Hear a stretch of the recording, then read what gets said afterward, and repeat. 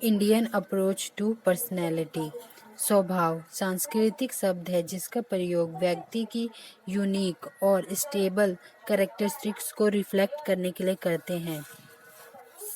Second, प्राकृतिक।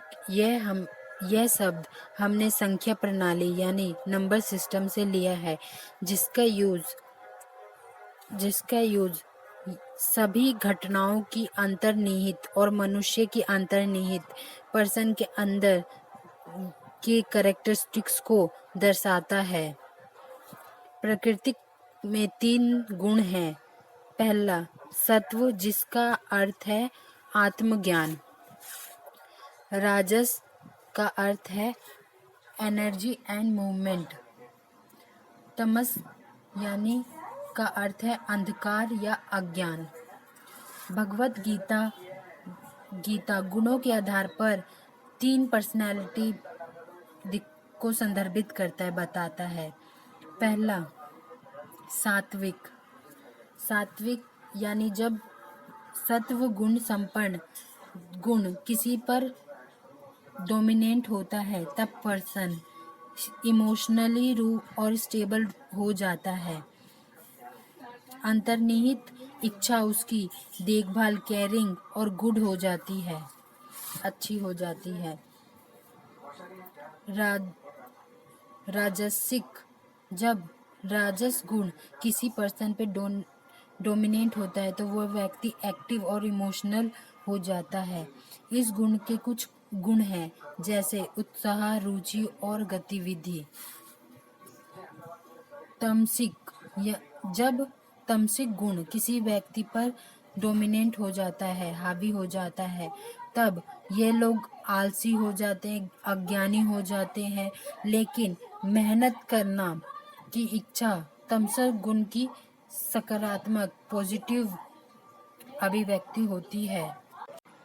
भगवत गीता के अनुसार पर्सनैलिटी के ये तीनों पहलू हर पर्सन के अंदर होती है, लेकिन किसी में कोई पहला गुण ज़्यादा होता है तो दूसरा गुण ज़्यादा होता है, और यही तीनों गुण व्यक्ति की विशेषता, कैरेक्टरिस्टिक्स या व्यक्ति की पर्सनैलिटी बताते हैं।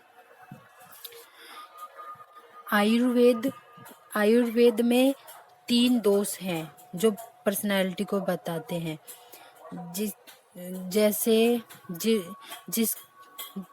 ये 3 दोष हैं वत, पित्त और कफ। वत, जब हमारा अर्थ भूमि तत्व जल तत्व के साथ नहीं, एयर तत्व यानी वायु तत्व के साथ इंटरेक्ट करता है, तब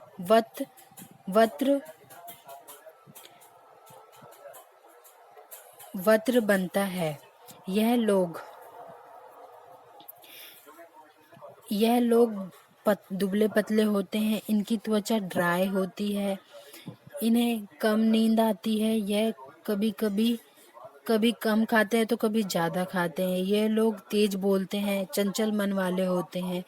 दूसरा है पित्र, जब अग्नि तत्व जल तत्व के साथ इंटरेक्ट करता है तब पित्र बनता है। यह लोग ना ज़्यादा मोटे होते हैं ना ज़्यादा पतले होते हैं, ये मध्यम आकार के होते हैं। शरीर थोड़ा गर्म रहता है जिससे इनको बहुत पसीना आता है। इनका त्वचा ऑयली रहती है, इनको ऑयल की बहुत, इनके त्वचा पे बहुत ऑयली दिखता रहता है। इन्हें भूख ज़्यादा लगती है और इनको खाना डाइजेस्ट करने में कोई प्रॉब्लम नहीं होती है। इनको ज़्यादा जल्दी गुस्सा आता है, किसी भी छोटी छोटी बात पर ये बहुत जल्दी गुस्सा हो जाते हैं, क्योंकि अग्नि तत्व है तो गुस्सा तो होंगे ही। तीसरा है कफ, यह भूमि तत्व जब जल तत्व से इंटरेक्ट करता है तब उसे कफ बनता है। इन लोगों का वजन ज़्यादा होता है, हड्डी मजबूत होती है, इनका वजन आसानी और ज़्यादा जल्दी बढ़ जाता है। यह लोग थोड़े आलसी होते हैं, देर तक सोते हैं, ये लोग गहरी नींद लेते हैं। ये लोग बहुत जिद्दी होते हैं, किसी की भी बात जल्दी नहीं मानते, किसी की भी बात को सुन के कोई डिसीजन नहीं लेते। ये लोग जल्दी हार मान जाते हैं, किसी काम को जल्दी छोड़ देते हैं, जल्दी हार मान जाते हैं उस काम से। तृतीय उपनिवेश में पांच कोश बताए गए हैं। पहला है अनाम्या कोश, ये हमारी फिजिकल बॉडी होती है। दूसरा है प्राणायाम कोश, यह हमारे शरीर के अंदर के जीवन को संदर्भित करता है, जो श्वास और अन्य आंतरिक प्रक्रियाओं के माध्यम से शरीर को क्रियाशील रखता है।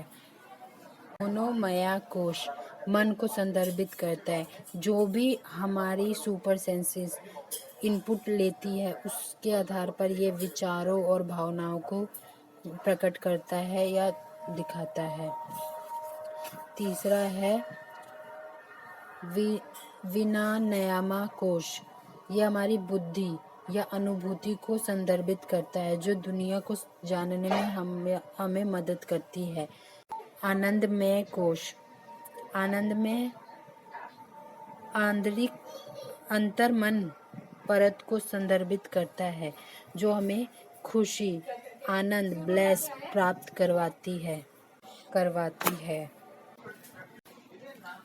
वेदांतिक भारतीय परंपरा ये मानती है कि जैसा हम कर्म करेंगे उसका फल हमें इसी जन्म में मिलेगा, या हमारा जीवन उसी के आधार पर बीतेगा। हमारे जीवन का लक्ष्य कोई कर्म करना नहीं है, हमारे जीवन का लक्ष्य है कि जीवन और मृत्यु के चक्र से मुक्ति पाना है। हमारे भारत में पर्सनैलिटी को इस तरह देखा जाता है।